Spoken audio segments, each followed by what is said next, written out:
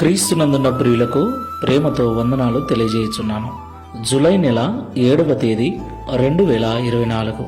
ఈరోజు దేవుడు మనకు చేస్తున్న వాగ్దానం ఏమిటనగా, కీర్తనల గ్రంథము 34వ కీర్తన 4వ చరణం. నేను యెహోవా యొద్ద విచారణ చేయగా ఆయన నాకు ఉత్తరమిచ్చెను. నాకు కలిగిన భయములన్నిటిలో నుండి ఆయన నన్ను తప్పించెను. దేవునికి మహిమ కలుగునుగాక. నా ప్రియమైన సహోదరి సహోదరులారా, ఈ లోకంలో జీవిస్తున్న మనమందరం కూడా ఆయా సమయములలో భయపడుతూ ఉంటాం. సమస్యలు మనల్ని చుట్టుకున్నప్పుడు, అనారోగ్య పరిస్థితులు ఎదురైనప్పుడు, ఆర్థికపరమైన ఇబ్బందులు ఎదురైనప్పుడు, అప్పుల సమస్యలు ఎదుర్కోవలసి వచ్చినప్పుడు, అలాగే పిల్లల భవిష్యత్తు నిమిత్తమై, కుటుంబ పోషణ నిమిత్తమై అనేక సమయాలలో అనేకమైన వాటి విషయాలలో భయం కలిగి ఉంటాం.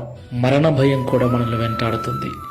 ఆ ప్రియమైన సహోదరి సహోదరులారా, దేవుని యొద్ద మనము ప్రతి విషయమును చెప్పుకున్నప్పుడు, అనగా ప్రతి విషయమును ప్రార్థనా విజ్ఞాపనముల ద్వారా కృతజ్ఞతాస్తుతులు చెల్లిస్తూ దేవునికి మనము మనవి చేసుకున్నప్పుడు, ఆయన మనకు ఉత్తరమిచ్చి మన భయాలకు కారణమైన ప్రతి పరిస్థితిని చక్కబరుస్తాడు.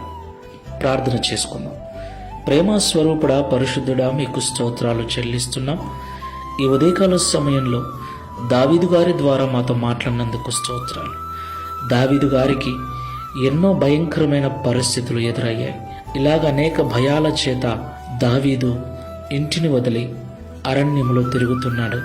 అనేక పర్యాయములు ఆహారలేమితో బాధపడ్డాడు. ఎన్నో రకాల భయాల చేత దావీదు ఉన్నప్పుడు, ప్రతి విషయాన్ని నీ సన్నిధిలో మొరపెట్టినప్పుడు, నీకు మనవి చేసినప్పుడు, దావీదు మనవి ఆలకించి దావీదుకు కలిగిన భయాలన్నిటి నుంచి విడిపించిన దేవుడవు, నెమ్మదినిచ్చిన దేవుడవు, నీకు స్తోత్రాలు. ఇదిగో ప్రభువా, ఈ ప్రార్థనలో ఏకీభిస్తున్న వారిలో ఎవరెవరైతే ఎలాంటి భయాల చేత భయపడుతూ బాధపడుతున్నారో వారిని జ్ఞాపకం చేసుకోండి.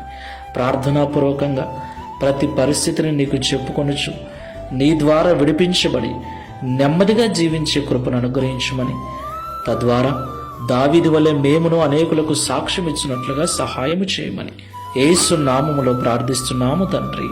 ఆమేన్. Praise the lord. God bless you.